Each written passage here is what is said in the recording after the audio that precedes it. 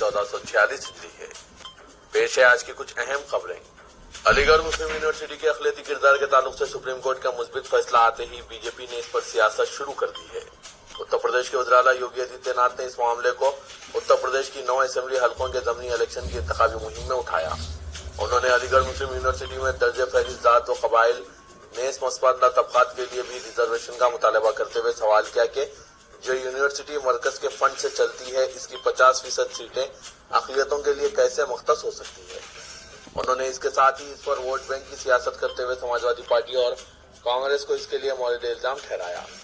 انہوں نے supreme court کے فیصلے پر اپنے پہلے رد عمل میں کہا کہ علی گڑھ مسلم یونیورسٹی صرف مسلمانوں کی نہیں ہے۔ ایسا کیسے ممکن ہے کہ مرکزی حکومت سے فنڈ ملنے کے بعد بھی یونیورسٹی کی 50% سیٹیں اقلیتوں کے لیے مختص ہوں؟ انہوں نے متنازع نعرے بٹیں گے تو کٹیں گے کو دہراتے ہوئے پسماندہ طبقات کو بھڑکاتے ہوئے کہا کہ یہ اپوزیشن کے لوگ آپ کے جذبات سے کھیل رہے ہیں، اندھے نہ بنیں، یاد رہیں بٹیں گے تو کٹیں گے۔ انہوں نے کہا کہ تاریخ گواہ ہے کہ ہم جب بھی تقسیم ہوئے ہیں کاٹے گئے ہیں۔ ناظرین، یوگی کے بیان پر آپ کی کیا رائے ہے؟ کمنٹ کے ذریعے ضرور بتائیے گا۔ کانگریس پارٹی نے مدھیہ پردیش سمیت ملک بھر میں فرقہ پرستی اور اقلیتوں پر مظالم کو ظلم کا بازار قرار دیتے ہوئے مرکز کی مودی حکومت کو سخت تنقید کا نشانہ بنایا۔ نئی دہلی کے کانسٹیٹیوشن کلب میں سینئر لیڈر دگ وجے سنگھ نے مدھیہ پردیش میں فرقہ وارانہ واقعات بھڑکانے کی کوششوں اور انہیں روکنے پر ایماندار افسروں کے خلاف کارروائی کا حوالہ دیتے ہوئے سخت برہمی کا اظہار کیا۔ انہوں نے ریاست میں فرقہ وارانہ تصادم کے 2 حالیہ واقعات کا ذکر کرتے ہوئے بتایا کہ رتلام میں گنیش چتروتی کے دوران طے شدہ راستے سے ہٹ کر بنیاد پرست تنظیموں نے اپنا جلوس مسجد کے سامنے سے نکالا۔ اس جلوس میں کئی قابل اعتراض باتیں کہی گئی جس نے پتھراؤ اور تشدد کی شکل اختیار کی۔ رتلام ایس پی نے سی سی ٹی وی فوٹیج کی جانچ کرنے کے بعد پایا کہ اس معاملے میں پتھر بازی میں کوئی مسلمان ملوث نہیں ہے اور انہوں نے قصورواروں کے خلاف کارروائی کی، لیکن حکومت نے راتوں رات ان کا تبادلہ کر دیا۔ دگ وجے سنگھ نے شاہجہاں پور ضلع کے مکسی کے ایک واقعے کا بھی ذکر کیا جہاں B J P leader Sameer نے انیس اور اس کے خاندان پر بھارتیہ جنتا پارٹی کی رکنیت لینے کا دباؤ ڈالا۔ اس کی وجہ سے جھگڑا شروع ہوا۔ انیس نے اپنے ساتھیوں کے ساتھ mixie D I Bhim Singh سے اس معاملے کی رپورٹ درج کرانے کے لیے ملاقات کی، لیکن شکایت درج کرنے کے بجائے انیس کو جیل بھیج دیا گیا۔ ایس پی نے اس معاملے کو سنجیدگی سے نہیں لیا۔ نتیجہ یہ ہوا کہ 25 سپٹمبر کو سمیر نے وی ایچ پی اور بی جے پی کے کارکنوں کے ساتھ مل کر فرقہ وارانہ ماحول بگاڑا، جس کے نتیجے میں ایک نوجوان امجد خان کو گولی لگنے سے ہلاک ہو گیا۔ دگ وجے سنگھ نے کہا کہ مدھیہ پردیش میں فسادات کو روکنے والے ایماندار افسروں کو ہراساں کیا جا رہا ہے۔ کانگریس پارٹی نے مہاراشٹر کی انتخابی مہم میں اپنے وزرائے اعلیٰ کو جھونک دیا، جنہوں نے بی جے پی کے اس دعوے کی پرزور مخالفت کی ہے کہ کانگریس جن ریاستوں میں الیکشن جیتی ہے وہاں اس نے اپنے انتخابی وعدے وفا نہیں کیے۔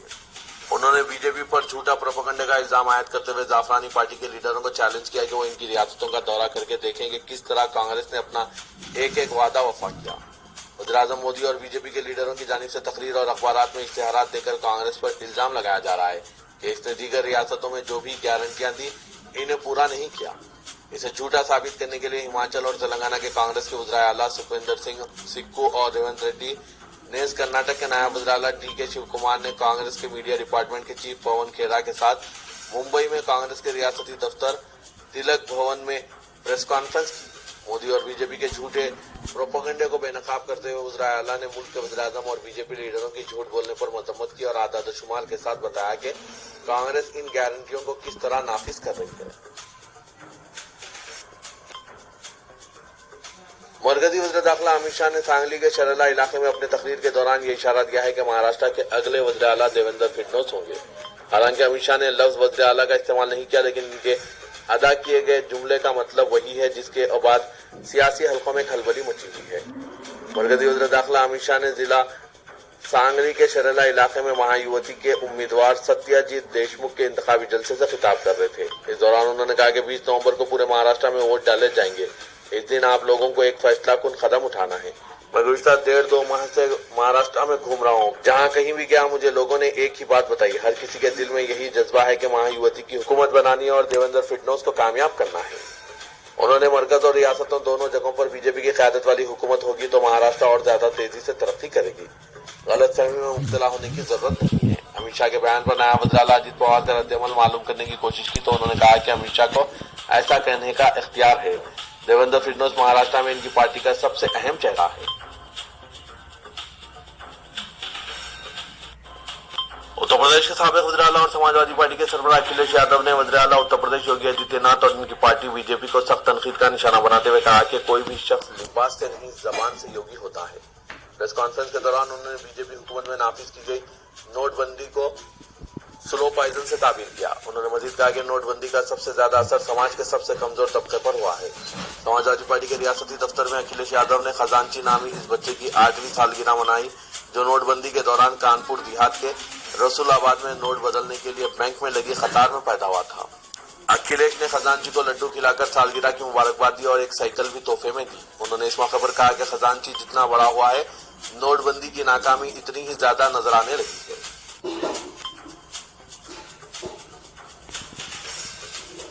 मरकजी जमात अहले हदीस हिंद के ज़ेर एहतमाम दिल्ली के रामलीला मैदान में एहतराम इंसानियत और मज़ाहिब आलम के उन्वान पर मुनक़्क़िदा 2 रोज़ा अहले हदीस कॉन्फ्रेंस की इफ्तिताई तक़रीब से मस्जिद नबी के इमाम डॉक्टर अब्दुल्ला बिन अब्दुर्रहमान अल बयाजान ने खिताब करते हुए कहा कि आज हिंदुस्तान की तरफ पूरी दुनिया हसरत भरी निगाहों से देख रही है।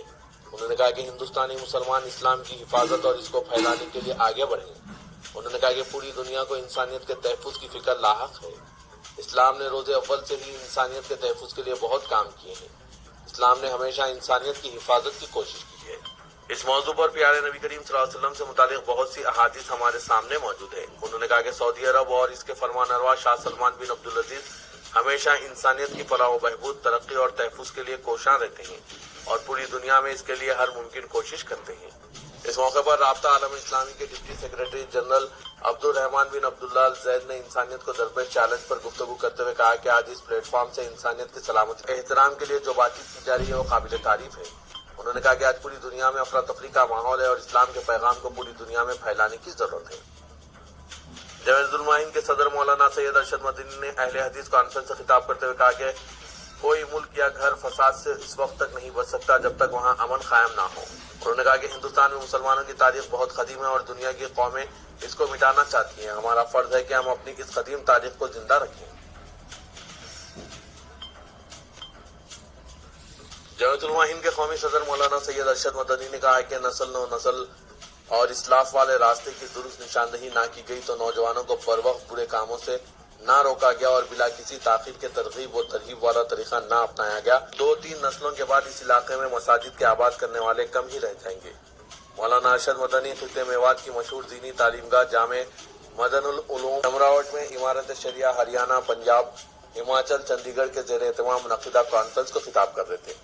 उन्होंने कहा कि बच्चे और बच्चियों की निगरानी और तरबियत भी वक्त का तकाजा है। मखलूत तालीमी निज़ाम और मोबाइल के नए फितने ने आज के नौजवान को बिगाड़ की राह पर डाल दिया है। मौलाना अरशद मदनी ने निहायत ही साफ गोई से काम लेते हुए कहा कि जिस समाज के लड़के अखलाकी एतबार से महफूज नहीं है, इस समाज की लड़कियां भी महफूज नहीं रह पाएंगी। उन्होंने कहा कि जिस समाज में शराब, जुआ और सट्टा सरायत कर जाता है, इसमें बेहयाई, जिना और कत्लेआम हो जाता है। नाज़रीन, मौलाना अरशद मदनी के ख्यालात पर आपकी क्या राय है, कमेंट के जरिए जरूर बताइएगा।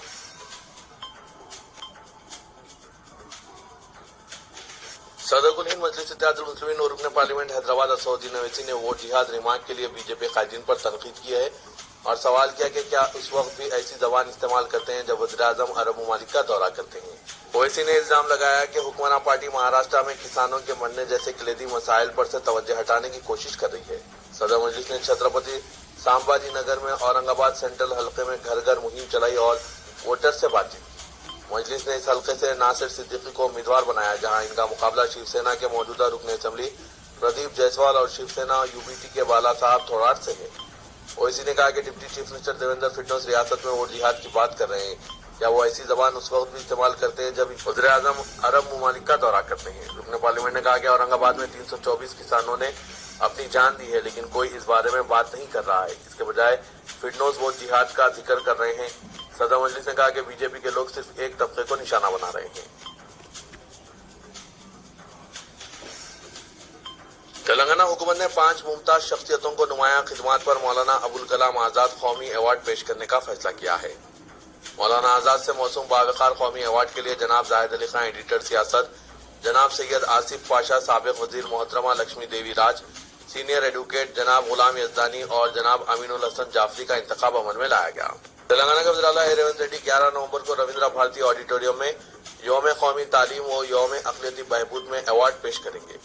مولانا ابوالکلام آزاد کے یوم پیدائش کو ہر سال یوم قومی تعلیم اور یوم اقلیتی بہبود کے طور پر منایا جاتا ہے اور اقلیتوں کی تعلیمی، سماجی اور ملی خدمات پر نمائندہ اور ممتاز شخصیتوں کو باوقار قومی ایوارڈ سے نوازا جاتا ہے۔